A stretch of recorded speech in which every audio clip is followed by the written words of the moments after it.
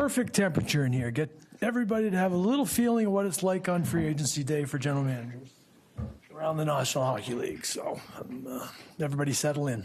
Obviously busy day, busy time period.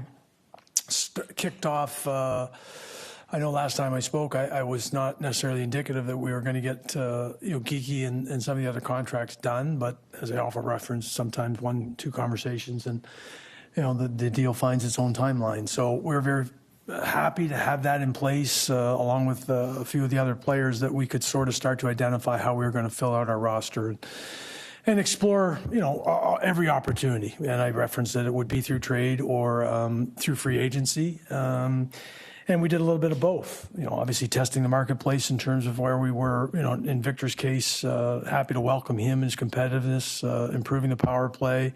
Marco and Steve Spott consulted, quite a bit when we identified he obviously was available, but Marco had him in LA, so it was a plug and play in what we felt he was capable of doing and bringing to the hockey club. And again, it was an area of goal scoring that we felt that may or may not present during the the free agency time frame that we were under. And then we went to work on finding, as I referenced, last week, that we were going to put together a competitive team with bringing some juice back in here. And that applies to bringing our, the elevating our current guys and them feeling reinvigorated coming off of some injuries in a very down year. And, just the responses I've had from those guys and realizing how excited some of these guys are to get here. And maybe it is from the bottom up, but the juice is coming and we expect to be a much more competitive team. And the improvements now come from within. But make no mistake, if a younger player has the opportunity to make our team, he's making our team. I think we did that, 2 years ago, and Poitras is a good example of making room. There's room. There's just the competition is there, and that's what we want. That's what I talked to Marco about through the whole coaching search, and even leading on the whole days leading up to today. So I'll take all questions if you care. How much was just being harder to play against an element of some of the players that you brought into free agency and just in general, this offseason games? I think we've always been a team since I've been here that prides ourselves in that, and that's defensive structure I talked about. We were, at times last year, even when we had our group, we were an easy out, and I can't stand for that. So we are going to reestablish that, and I said that's part of again, when you have iconic players and people that are driven that we've had the fortune of having and leading our group here for a long period of time, the next group needs to really, really embrace that. We had injuries. There was a factor involved in that, but now we've infused that. We have guys that are self-starters. We have guys that are going to show up in practice. We have guys that are going to show up when the whistle blows and drag people in with them. And if they aren't dragged in, then they won't play.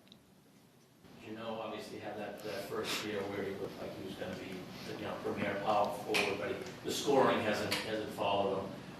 Can he get that back? How do you view him as a player?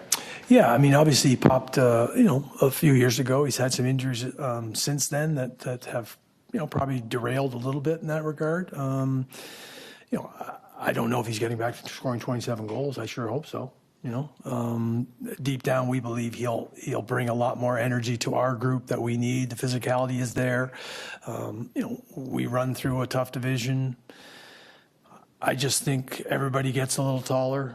I think if we fast forward, what we've tried to do from a draft perspective, an eye towards that as well, and introducing those young players that we hopefully are infusing skill. I do believe that the complement that Tanner brings will help in that regard as we move forward in improving our organizational depth and talent.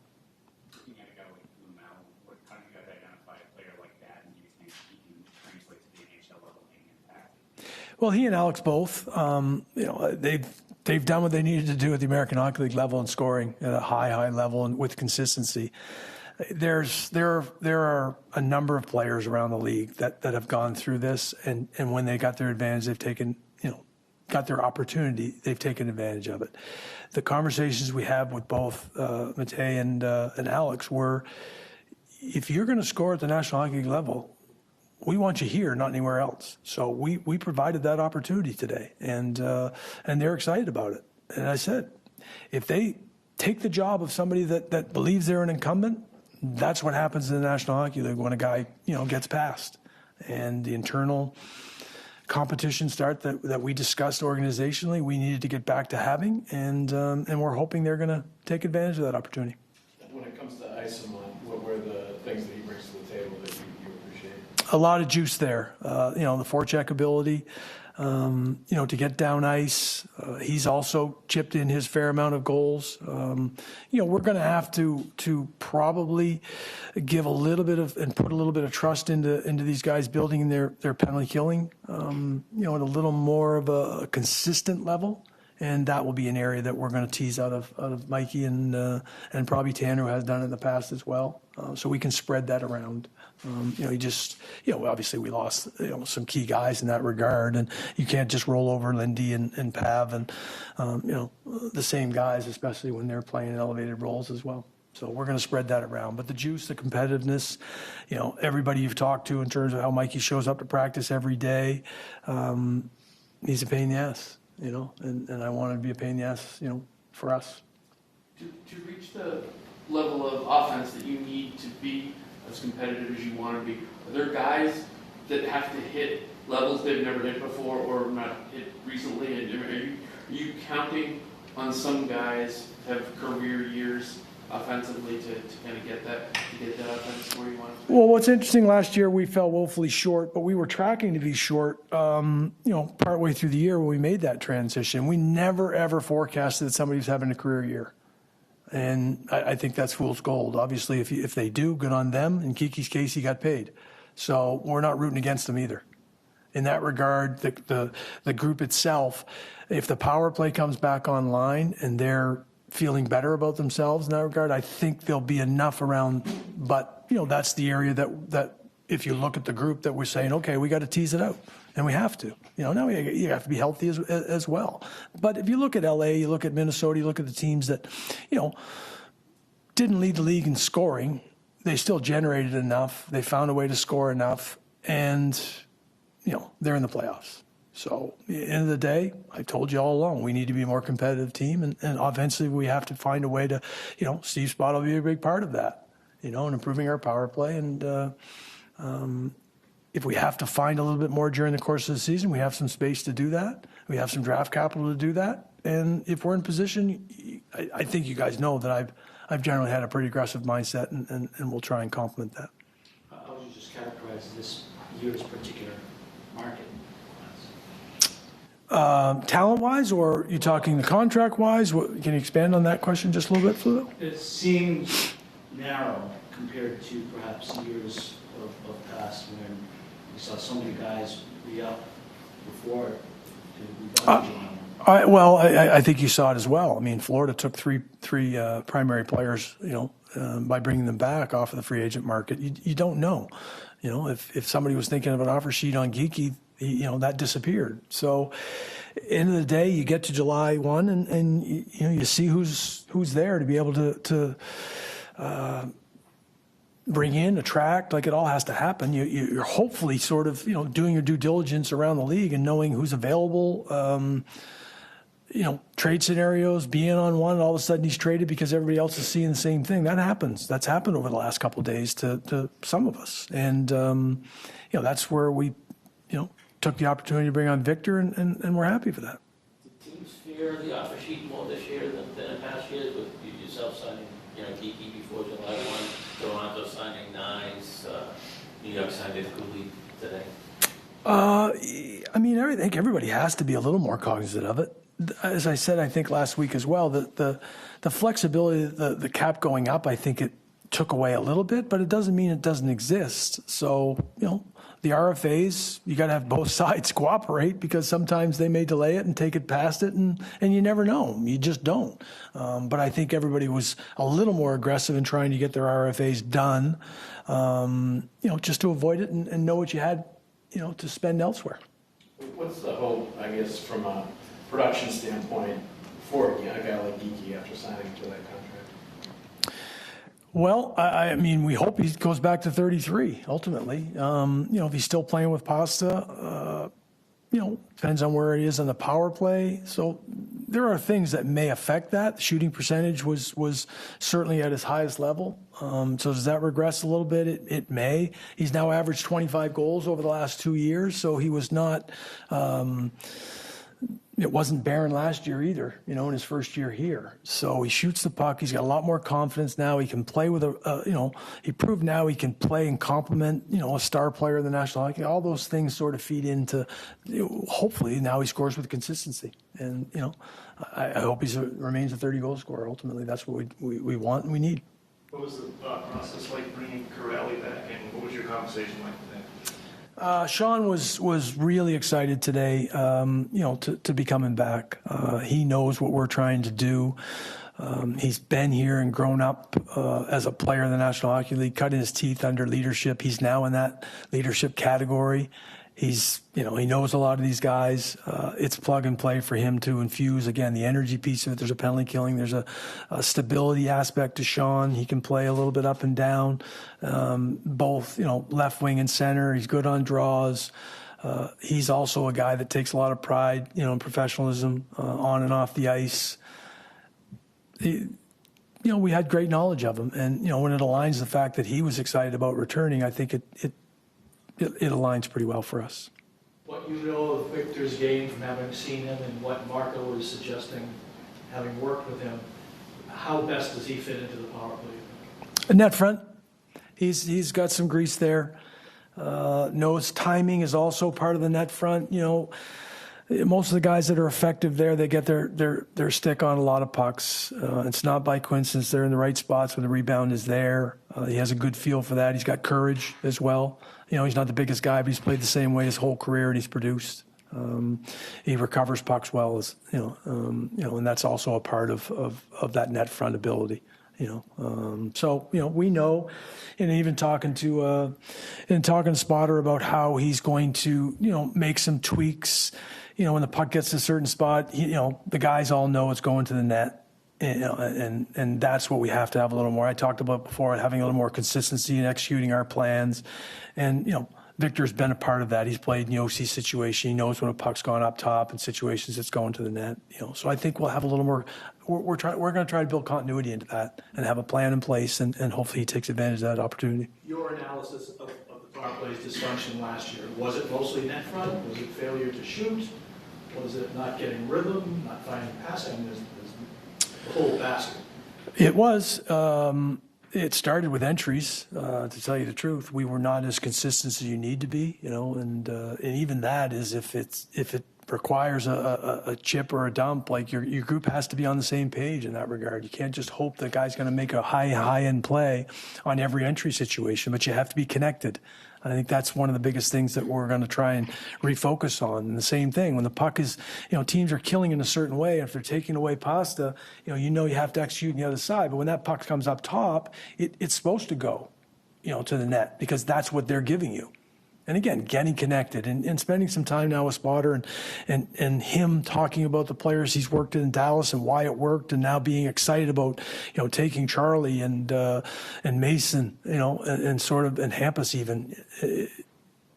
Those are the things that you realize, like, we weren't executing at the level you need to be successful. And we need to do a better job. We have to take ownership of that. Our players have to take ownership of it. And, the funny part about it was they were top 15 power play the year before, 4 out of the 5 guys. But other teams made adjustments, and they didn't. They didn't do a good enough job. They're more than capable. We just have to do a better job being connected and executing what we're supposed to.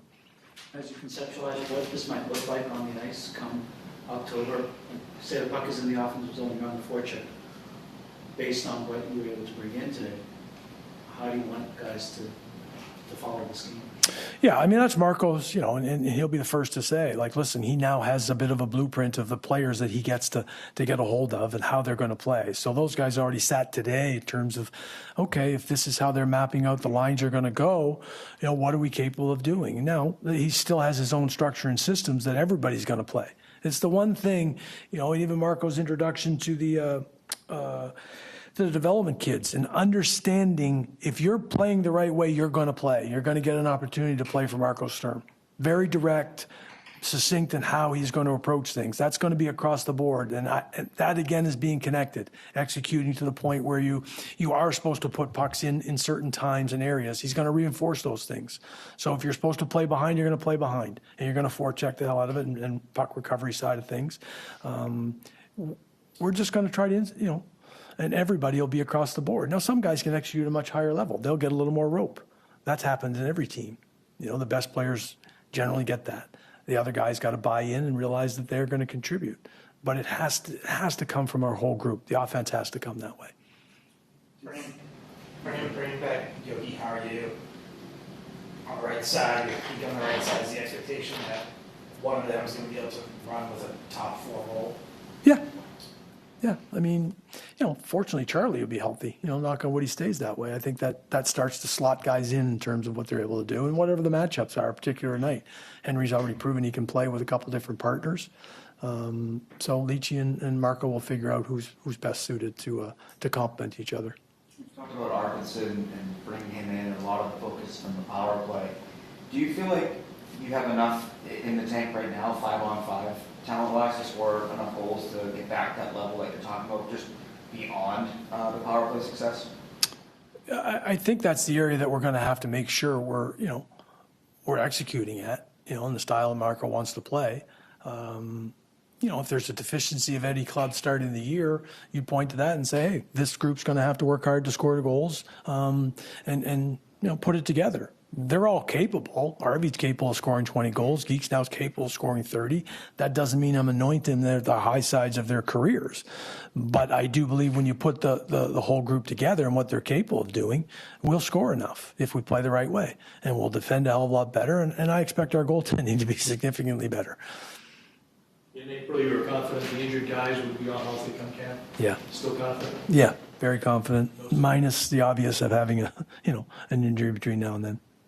Is on the edge yet? Yeah. With Tanner, you mentioned the physicality. Just what gives you the confidence to give him the term, the 5-year term, given his running play style? Again, I think I mapped out the fact that we want the infusion rate now and playing forward. I think it's hard to find. I really do. And I think that the younger skilled players that we plan to incorporate moving forward are going to need a little breathing room. And I think Tanner's going to bring a lot of that. I think the room itself, his leadership skills, how he prepares to play the game, I think that all just boils over into what we need to continue to improve upon. And also support, as I've referenced before, you got David and Charlie in particular that are stepping into leadership situations.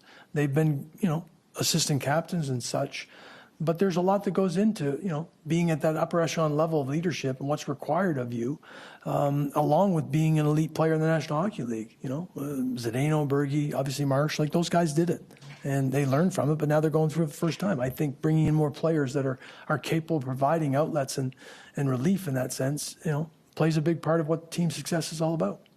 What are you hoping for from Jordan Harris? Good skating, puck moving, plays both sides. You look at what the group needs from depth and how we're going to get pushed when guys aren't necessarily playing where injuries come.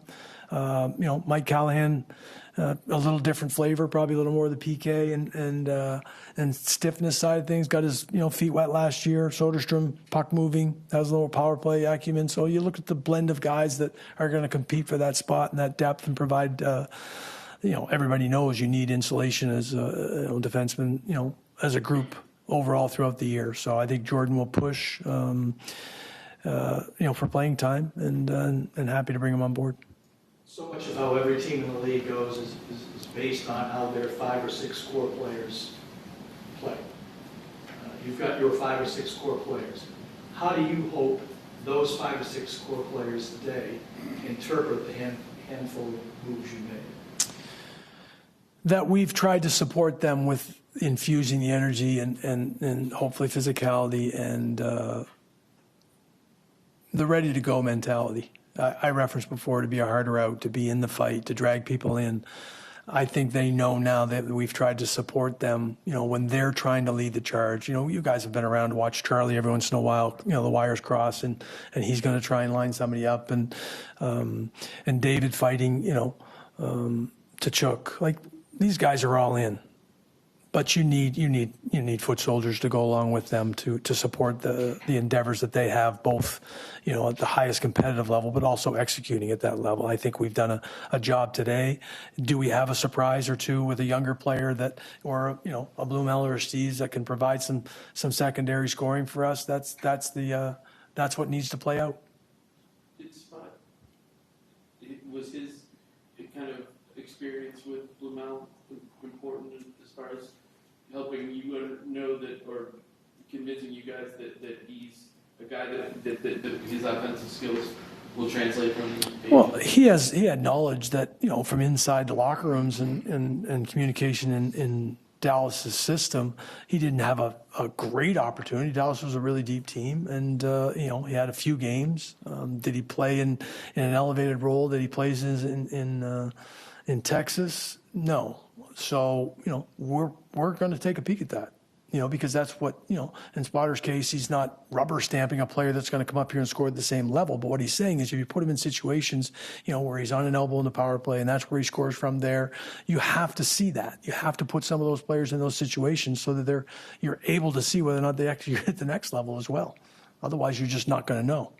You mentioned the confidence of the goaltending bouncing back. Obviously, a lot of focus there is on Jeremy, but behind him, Jonas and DiPietro re-signed. How do you look at that situation and how that may play out in camp?